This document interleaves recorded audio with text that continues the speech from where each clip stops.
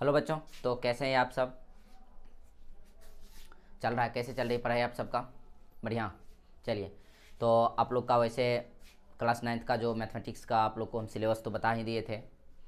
उसके बाद पूरा सिलेबस का लिखा करके उसका हम हर चैप्टर का जो है थोड़ा थोड़ा एक्सप्लेन भी ये कर दिए थे कि कौन सा चैप्टर में क्या पढ़ना है, कैसे पढ़ना है, कौन कौन सा टॉपिक आपको पढ़ना है और कौन कौन सा टॉपिक पढ़ के आए हैं। तो वो सब हम थोड़ा थोड़ा एक्सप्लेन सभी चैप्टर का कर दिए थे। ठीक है, अब क्या करना है, बारी बारी से सभी चैप्टर को इस पूरे सेशन में जो करना है आपको पूरा करना है। और वो मैथमेटिक्स का जो है तो उसमें हर एक चैप्टर को हम क्या करेंगे, जीरो लेवल से लेकर के पूरा मतलब बेसिक से लेकर के जीरो से लेकर के एक तरह से हीरो समझिए बनाना है आप सबको मैथमेटिक्स में। ठीक है, जो छोटी सी छोटी डॉट भी आए तो आप लोग वो कमेंट करके आप क्लियर कर सकते हैं। ठीक है, उसके बाद आप लोग का इसमें जो हम शुरू किए हुए थे तो बहुपद शुरू किए हुए थे, दूसरा चैप्टर मैथमेटिक्स का है। और उसमें पहला वीडियो आप लोग देख लिए होंगे, उसमें पूरा बेसिक से शुरू किए हुए थे। थ्योरी आप लोग को बता दिए थे कि चर राशि क्या है, अचर राशि क्या है, उसके बाद बीजीय व्यंजक क्या है, उसमें बहुपद का परिभाषा तक भी लिखा दिए थे हम, बहुपद किसको कहते हैं। तो उसके बाद आज हम जानेंगे उससे आगे की कहानी को कि बहुपद क्या है, बहुपद कौन सा बीजीय व्यंजक बहुपद है, कौन सा बीजीय व्यंजक बहुपद नहीं है। ये पूछेगा क्वेश्चन आपको, दो चार को क्वेश्चन बोर्ड एग्जाम में भी पूछता है कि निम्नलिखित में कौन बहुपद है, निम्नलिखित में कौन बहुपद नहीं है।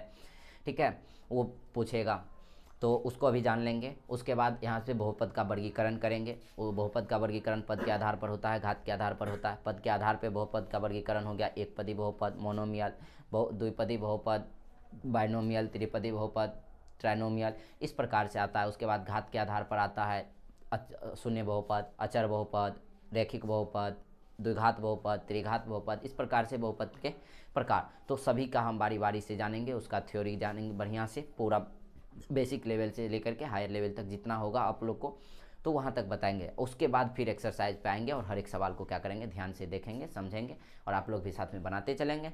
ठीक है, अब फिर अलग अलग मैथ से करेंगे। तो पहले एनसीईआरटी को बढ़िया से बना के उसके बाद तो सबसे पहले ध्यान से आप लोग थ्योरी को देखें, तो कॉपी निकाल लीजिए और चलिए लिखना शुरू कीजिए।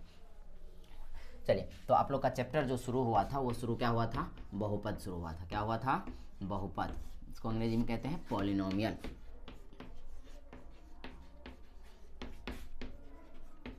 पॉलिनोमियल्स। ठीक है, तो इसमें बहुपद, तो बहुपद का परिभाषा हम उसे लिखाए हुए थे। क्या है बहुपद, किसको कहते हैं, तो वैसे बीजीय व्यंजक, वैसे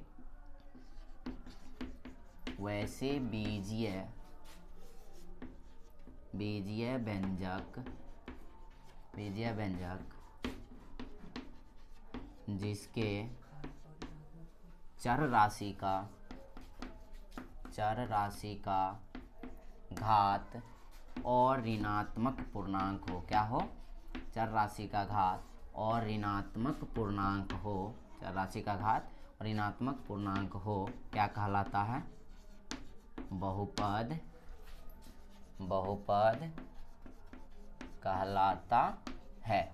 अब यहाँ से आपको क्वेश्चन आएगा कि निम्नलिखित में कौन बहुपद है और कौन बहुपद नहीं है। तो बीजीय व्यंजक के बारे में आप लोग को हम बताए हुए थे। ठीक है, तो बीजीय व्यंजक की चर राशि और अचर राशि के समूह से जो प्राप्त होता है व्यंजक उसको बीजीय व्यंजक कहते हैं। या चर राशि और अचर राशि के बीच जब हम गणितीय संक्रियाएं अप्लाई कर देते हैं तब जाकर के जो प्राप्त होता है व्यंजक उसको हम बीजीय व्यंजक कहते हैं। जैसे यहाँ पे देखिए, अब बहुपद कौन बहुपद है और कौन बहुपद नहीं है। जैसे आपको हम बता दें कि ये 2x, तो यह एक क्या है, यह एक बहुपद है या नहीं है, ये आपको बताना है। तो यहाँ देखिए, ये चर राशि और ये कौन चीज़ है, अचर राशि है। तो चर और अचर दोनों के बीच देखिए अभी गुना का संबंध है। यहाँ पे देखिए, तो चर राशि का घात, यहाँ पे देखिए बात क्या कर रहे हैं, जिसके चर राशि का घात मतलब एक्सपोनेंट जो पावर है वह चर का घात जब कुछ नहीं है तो कितना छुपा हुआ है, कुछ नहीं है, मतलब यहाँ पे छुपा हुआ कितना है, छुपा रस्तम कितना है, एक है। कितना, एक। तो यहाँ पे हो गया 2x, तो यह भी एक क्या हो गया, तो घात हो गया और ऋणात्मक पूर्णांक, इसलिए यह एक क्या है, बहुपद है। इसी प्रकार से देखिए कहीं पे लिखा हुआ है 2x² या प्लस 3x अब प्लस 5, तो अब यहाँ पे कहेगा कि यह एक बहुपद है कि नहीं है, तो यह एक बहुपद। अब देखिए आप लोग पता कीजिए, चर राशि का घात देखिए, तो चर राशि का यहाँ देखिए चर अचर, ये अचर। तो अब यहाँ पे देखिए चर राशि का घात कितना है, 2 है। 2 मतलब कौन चीज़ में, प्लस में 2 है, तो क्या 2 जो है वह एक और ऋणात्मक पूर्णांक है। और ऋणात्मक पूर्णांक मतलब शून्य सहित धनात्मक पूर्णांक, शून्य सहित मतलब माइनस में नहीं होना चाहिए। ठीक है। और पूर्णांक कहने का मतलब हो गया कि दशमलव वाले कोई संख्या सब नहीं होना चाहिए। तो अब यहाँ पे देखिए और ऋणात्मक पूर्णांक, तो ये दो और ऋणात्मक पूर्णांक है, मतलब यह यहाँ पे नहीं कुछ तो कितना है, एक है, और यहाँ कहिएगा कोई क्या, तो यहाँ पे देखिए चर राशि के पावर हम कितना लिख सकते हैं, 0। अब किसी भी संख्या का पावर 0 जो होता है उसका वैल्यू कितना होता है, उसका वैल्यू कितना होता है, 1 होता है। a के पावर 0, इसका वैल्यू कितना, 1। तो कहने का मतलब किसी भी संख्या का पावर, तो यहाँ पे चर राशि का पावर अभी 0, तो इसका वैल्यू कितना हो जाएगा, 1 हो जाएगा, तो 5 × 1 हो जाएगा 5। तो इस प्रकार से ये देखिए और ऋणात्मक पूर्णांक, और ऋणात्मक पूर्णांक कहने का मतलब था शून्य सहित। तो देखिए शून्य है, 1 है, 2 है, ये सब का सब पूर्णांक संख्या है और ऋणात्मक पूर्णांक है, इसलिए यह भी एक बहुपद है। अब यहीं पे आपको कह दिया जाए कि x या √x + 5, √x + 5। अब यहाँ पे कह देगा कि यहीं तक अभी रहने दीजिए, √x +5, क्या यह एक बहुपद है, तो यह देखिए आप एक बहुपद है कि नहीं। इसको देखिए हम क्या लिख सकते हैं, इसको x के पावर, अब घात के रूप में इसको क्या लिखेंगे, रूट का घात के रूप में कितना लिखते हैं, 1/2, 1 कितना 2, अब प्लस कितना हो गया 5। अब ये देखिए 1/2, क्या एक पूर्णांक है, यह एक पूर्णांक नहीं है, 1/2 कितना हो जाएगा 0.5, 0.5 हो जाएगा, वह एक पूर्णांक नहीं है, इसलिए यह बहुपद, क्या लिखेंगे, बहुपद नहीं है, बहुपद नहीं है, ठीक है, ये बहुपद नहीं है। अब यहीं पे कह देगा कि 2x² है प्लस में √3x + 5, तो बताइए यह एक बहुपद है, तो यह एक बहुपद होगा। यहाँ पे देखिए ये अचर राशि, केवल अचर राशि रूट में है, चर राशि रूट में नहीं है। चर का पावर यहाँ पे कितना हो गया, यहाँ पे पावर अभी 1 है, यहाँ पर 0 है, यहाँ पर 2 है, तो यह भी एक बहुपद है। यह क्या है, बहुपद है। लेकिन अब कहिएगा यहीं पे देखिए ये रहता है, यदि 2x² प्लस में √3x प्लस में 5, तो फिर यह बहुपद नहीं होता, क्योंकि यहाँ पे देखिए √3 पर केवल √3 पर केवल रूट था, यहाँ पे देखिए x पर भी हो गया, तो अब यहाँ पे कितना हो जाएगा, इसका पावर के रूप में क्या कितना, x पर भी पावर फिर कितना 1/2 हो जाएगा, इसलिए यहाँ पर कितना हो जाएगा, तो यह एक बहुपद नहीं हो जाएगा, क्योंकि चर राशि देखिए रूट के अंदर आ गया, चर राशि क्या हो गया, रूट के अंदर फंस गया, इसलिए यह बहुपद नहीं है, बहुपद नहीं है। लेकिन यहीं पे देखिए यदि रहता, मान लीजिए y के पावर 4 प्लस में रहता 3 ऐसे लिख लीजिए, यहीं पे रहता √5y², √5y² प्लस 1/3। अब पूछेगा कि यह एक बहुपद है, तो आप लोग का जवाब क्या होगा, बताइए यह एक बहुपद है कि नहीं है। अब यहाँ पे कहिएगा कि सर कितना, यहाँ पे y देखिए रूट में आ गया है ना, लेकिन रूट में आया है, इसके साथ देखिए y² है, कौन चीज़ है, y²। जब आप इसको सॉल्व कीजिएगा तो थोड़ा सा देखिए क्या हो जाएगा, y के पावर 4 प्लस √5 का तो स्क्वायर नहीं निकलेगा, मतलब इसका रूट तो नहीं निकलेगा, तो यहाँ रख देंगे √5, लेकिन y² है, y² का क्या बाहर होगा, y बाहर हो जाएगा, प्लस हो गया 1/3। अब देखिए y का पावर जो है वो कितना हो गया, 1 हो गया, और ऋणात्मक पूर्णांक हो गया, मतलब यह क्या हो जाएगा, यह एक बहुपद है, समझ गए। तो इस प्रकार से कई सारे क्वेश्चन देंगे। अब यहीं पे देखिए दे दिया x + 1/x, x + 1/x कहेगा यह एक बहुपद है, तो यह देखिए ध्यान से, यह बहुपद है, यह बहुपद नहीं है। अब कहिएगा कैसे, तो यहाँ पे देखिए x तो है, अब प्लस यहाँ पे कितना हो जाएगा 1/x, तो 1/x को क्या लिख सकते हैं, x के पावर -1, चर राशि का घात ऋणात्मक पूर्णांक हो गया, इसलिए यह बहुपद नहीं है, बहुपद नहीं है। या इसको हम ऐसे भी लिख सकते थे, x + 1/x है, जब एलसीएम लेते तो कितना होगा x, और ये कितना हो जाता x² + 1, तो फिर कितना होता x² + 1 इंटू कितना x के पावर बट्टे में है ना -1। अब देखिए ये ऋणात्मक पूर्णांक आ गया घात, इसलिए यह बहुपद नहीं होगा, समझ गए, इसलिए यह बहुपद नहीं है।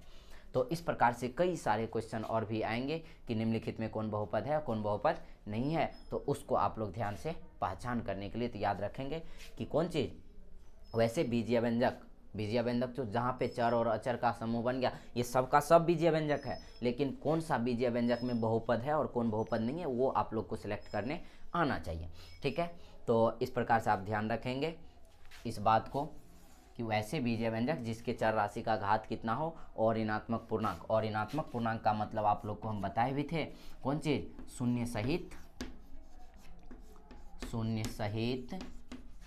कौन चीज, शून्य सहित धनात्मक पूर्णांक, शून्य सहित धनात्मक पूर्णांक, वही क्या कहलाता और ऋणात्मक पूर्णांक, नॉन निगेटिव इंटीजर। ठीक है, केवल माइनस वाले को छोड़ देना है, माइनस वाले क्या करना है, छोड़ देना है। तो इस प्रकार से इसको आप लोग बढ़िया से लिख लीजिए एग्जाम्पल के रूप में, लिख लीजिए एग्जाम्पल के रूप में सबका सब अपना। ठीक है, तो चलिए अब आगे का हम देखते हैं, बहुपदों का वर्गीकरण को देखेंगे। ठीक है, बहुपद का वर्गीकरण कई आधार पर किया गया है, तो उसको हम देख लेते हैं, पद के आधार पर, घात के आधार पर। ठीक है, इसको आप लोग नोट कीजिए तो फर्स्ट में। चलिए, तो अब इसमें हम देख लेते हैं बहुपद का सबसे पहले वर्गीकरण कर लेते हैं। ठीक है, और उससे संबंधित कुछ टर्म सबको हम जान लेंगे। तो इसमें अब आप लोग को देखिए, तो बहुपद में जो आता है सबसे पहले एक चीज़ आता है गुणांक के बारे में। कौन चीज़, गुणांक के बारे में। तो उससे भी पहले हम बहुपद का पहले वर्गीकरण कर लेते हैं, उसके बाद गुणांक के बारे में कर लेंगे चर्चा। उसके बाद कहता है कि बहुपद की घात लिखिए, कौन कौन सा बहुपद एक चर में है, कौन सा दो चर में है, उसको कहता है लिखने। कौन सा बहुपद कितने पद, एक पदी बहुपद, दो पदी बहुपद, उसको कहेगा छांटने के लिए। ठीक है, उसके बाद कह देगा घात के आधार पर इतना घात वाले बहुपद लिखिए, इतना घात वाले इतना पद में बहुपद लिखिए, तो वो सबको देखेंगे। पहले बहुपद का वर्गीकरण का थोड़ा हम क्या करते हैं, देख लेते हैं। तो आप लोग हेडिंग दीजिए, बहुपदों का वर्गीकरण। बहुपदों का कौन चीज, वर्गीकरण, बहुपदों का वर्गीकरण, classification of polynomial.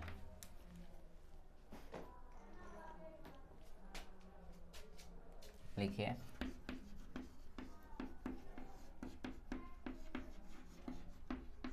Classification of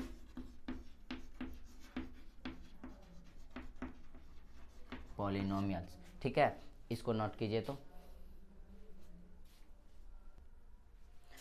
चलिए, तो बहुपदों का वर्गीकरण में देख रहे थे वही ना, क्लासिफिकेशन ऑफ पॉलिनोमियल्स। तो इसमें क्या कीजिए, इसको दो आधार पर बांटते हैं, एक पद के आधार पर और एक घात के आधार पर। ठीक है, तो यहाँ पे सबसे पहले हम पद के आधार पर लिख लेते हैं।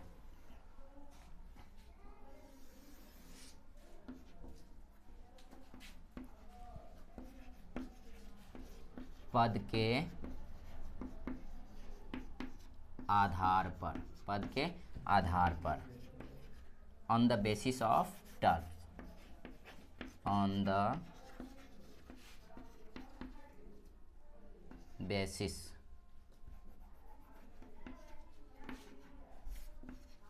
Of terms. ठीक है, इसके बाद एक होता है घात के आधार पर। कौन सी, घात के आधार पर, घात के आधार पर,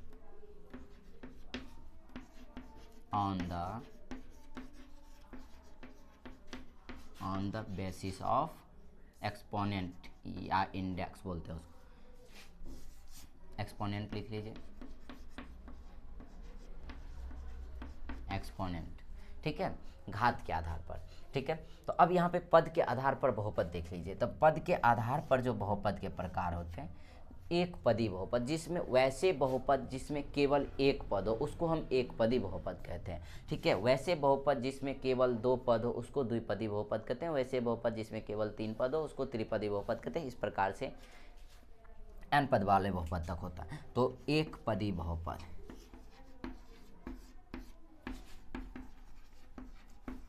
इसको कहते हैं अंग्रेजी में मोनोमियल, मोनोमियल। ठीक है, इसके बाद आता है द्विपदी बहुपद,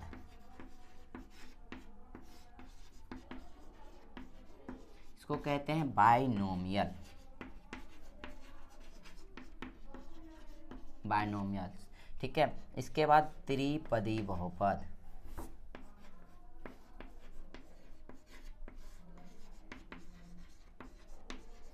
वो कहते हैं ट्राइनोमियल, ट्राइनोमियल। इस प्रकार से n पद वाले तक का बहुपद लिख सकते हैं हम। ठीक है, उसके बाद देखिए, इसके बाद घात के आधार पर। तो घात के आधार पर बहुपद के प्रकार जो होते हैं, सबसे पहले हम लिखते हैं शून्य बहुपद। कौन सा,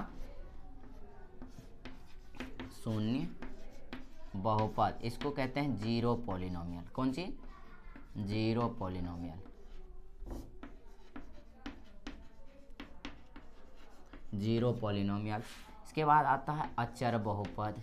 कौन सा, अचर बहुपद, वो कहते हैं कांस्टेंट पॉलिनोमियल।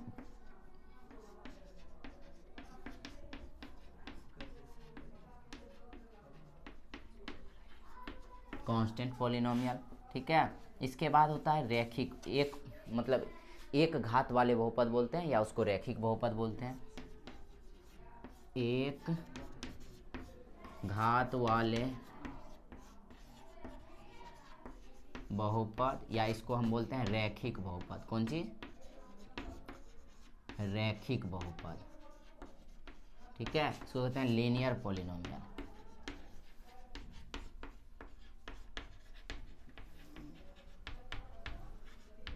लीनियर पॉलिनोमियल, ठीक है। इसके बाद आता है द्विघात बहुपद। कौन चीज? द्विघात बहुपद, quadratic polynomial. Quadratic polynomial, quadratic polynomial. इसके बाद हम पढ़ेंगे त्रिघात बहुपद। क्या पढ़ेंगे? त्रिघात बहुपद। त्रिघात बहुपद इसको कहते हैं cubic polynomial. Cubic polynomial, cubic polynomials, ठीक है। इस प्रकार से हम त्रिघात बहुपद तक पढ़ेंगे और चतुर्घात बहुपद भी है, ठीक है। उसके बाद n घात वाले बहुपद भी पढ़ेंगे। तो इस प्रकार से हम n घात वाले बहुपद, nth पॉलिनोमियल,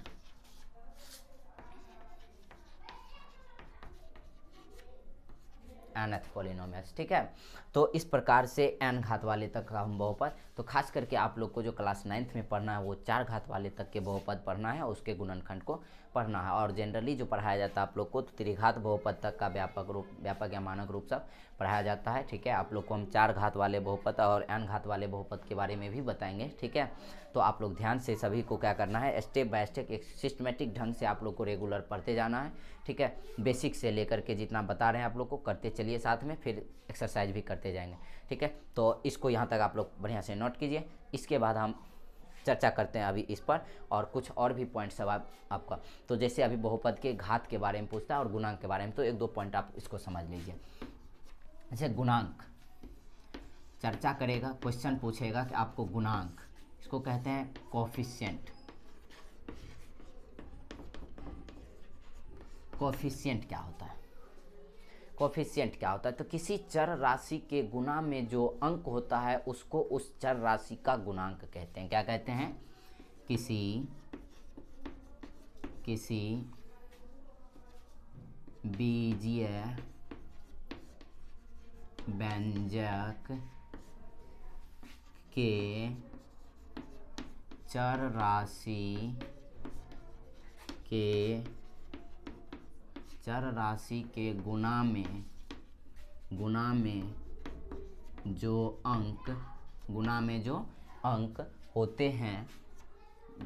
जो अंक होते हैं,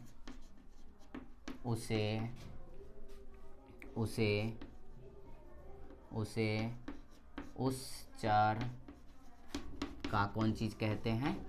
उस चर का गुणांक कहते हैं, ठीक है। याद रहेगा कि जैसे आपको कोई बहुपद दे दिया और कहेगा कि इस बहुपद में इसका गुणांक बताइए। जैसे कि एग्जांपल में आप लोग देख लीजिए, से अभी आप लोग को कह देगा कि एक बहुपद है, जैसे आप लोग को मान लीजिए 2x + 3। अब इसमें कहेगा कि x का गुणांक बताइए कितना है। कौन चीज़? x का गुणांक। तो इसमें बताइए कि x का गुणांक 2x + 3 में x का गुणांक बताइए तो कितना है?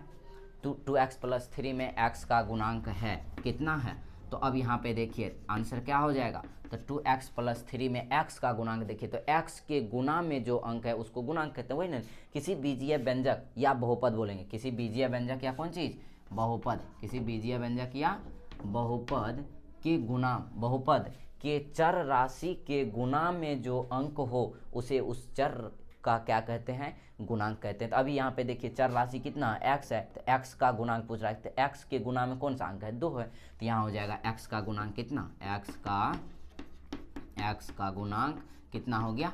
2 हो गया। x का गुणांक कितना हो गया? 2 हो गया। यहीं पे आपको एक क्वेश्चन और इस प्रकार से दे दें कि मान लीजिए कि माइनस में 3/2 x² + 5x अब माइनस में 2 2। अब कहेगा कि इसमें कि एक्स स्क्वायर का गुणांक बताइए, किसका, एक्स स्क्वायर का गुणांक बताइए, तो आप क्या कहेंगे, इसमें कहेगा एक्स स्क्वायर का गुणांक बताइए, तब क्या कहिएगा, तो एक्स स्क्वायर का गुणांक बताइए, तो इसमें एक्स स्क्वायर का गुणांक, एक्स स्क्वायर का गुणांक, तो बताइए एक्स स्क्वायर के गुणा में कौन सा अंक है, तो ये रहा एक्स स्क्वायर, इसके गुणा में देखिए तो ये अंक है माइनस में 3/2, तो ये हो गया एक्स स्क्वायर का गुणांक, तो लिखेंगे माइनस में 3/2 एक्स स्क्वायर का गुणांक। यहीं पे कहेंगे एक्स का गुणांक बताइए क्या है, तो एक्स का गुणांक, एक्स का गुणांक, गुणांक मतलब गुणा जोड़ अंक बराबर गुणांक, जो गुणा में अंक है गुणांक कहते हैं। तो अब यहाँ पे दिखाइए इसको कि x का गुणांक, तो x के गुणा में कौन सा अंक है,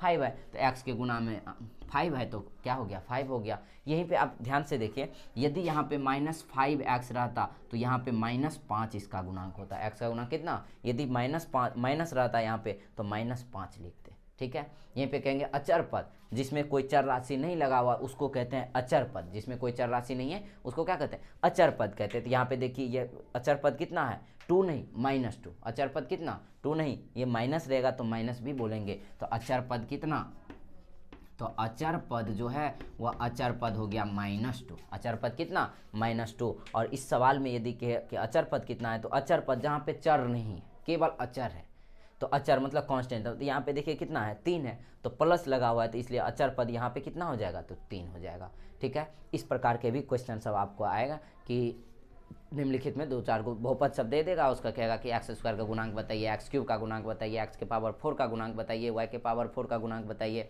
इस प्रकार से कोई भी चर राशि का गुणांक यदि पूछ रहा है तो उसके गुणा में देख लीजिए कौन सा अंक है। यहीं पे देखिए एक क्वेश्चन आपके पास और है, इस प्रकार से यदि रहता कि x + 2, अब यहाँ पे कहता कि या एक्स स्क्वायर प्लस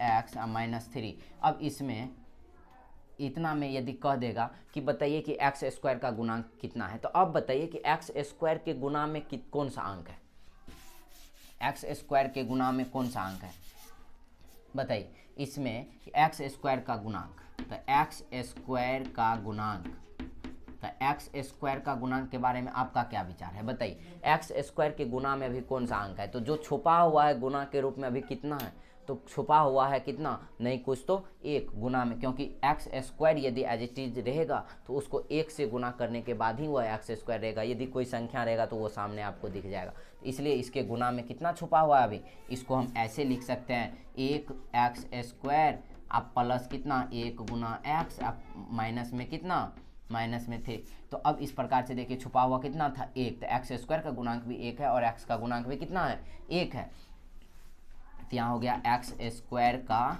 गुणांक, एक्स स्क्वायर का गुणांक, एक्स स्क्वायर का गुणांक कितना हो गया 1 हो गया। एक्स का गुणांक कितना है सो बताइए, तो एक्स का गुणांक आप लोग बताइए कितना है, एक्स का गुणांक कितना, तो एक्स के गुणा में भी नहीं कुछ छुपा हुआ कितना है 1 है, तो ये 1 हो गया। अचर पद कितना, तो अचर पद -3 हो जाएगा, अचर पद कितना हो जाएगा -3। एक क्वेश्चन आप लोग को हम यहाँ दे देते हैं, आप लोग कमेंट करके इसका आंसर को बताइएगा कि इसका क्या होगा, πx³ + 3x² - x + 1, इसमें आपको इसका आंसर आप लोग कमेंट में बताएंगे कि x³ का